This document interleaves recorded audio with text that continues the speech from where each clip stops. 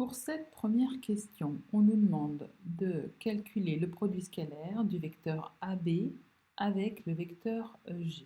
Produit scalaire du vecteur AB avec le vecteur EG. Le vecteur AB, il est ici. On va du point A au point B. Le vecteur EG, il est ici. On va du point E au point G.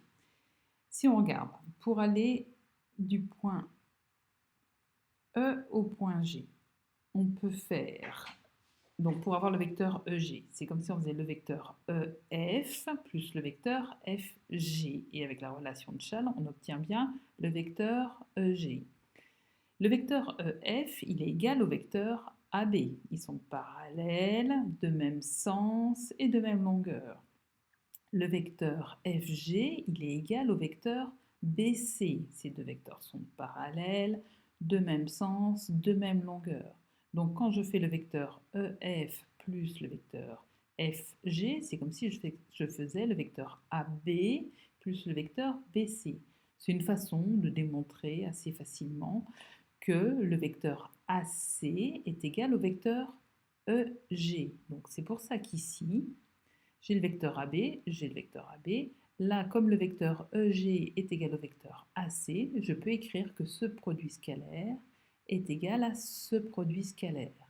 Maintenant, l'avantage, c'est que quand je fais le produit scalaire du vecteur AB avec le vecteur AC, je vais placer AB. Donc, AB, je sais que c'est ce trait qui est en rouge. Le vecteur BC, il est ici.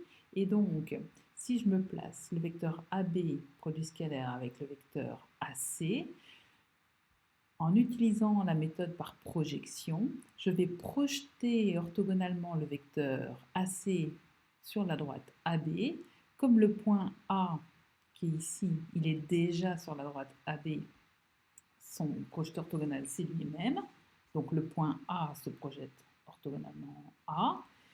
Et pour trouver le projeteur orthogonal du point C sur la droite AB, il faut que je trace la droite qui passe par C et qui va être perpendiculaire à la droite AB.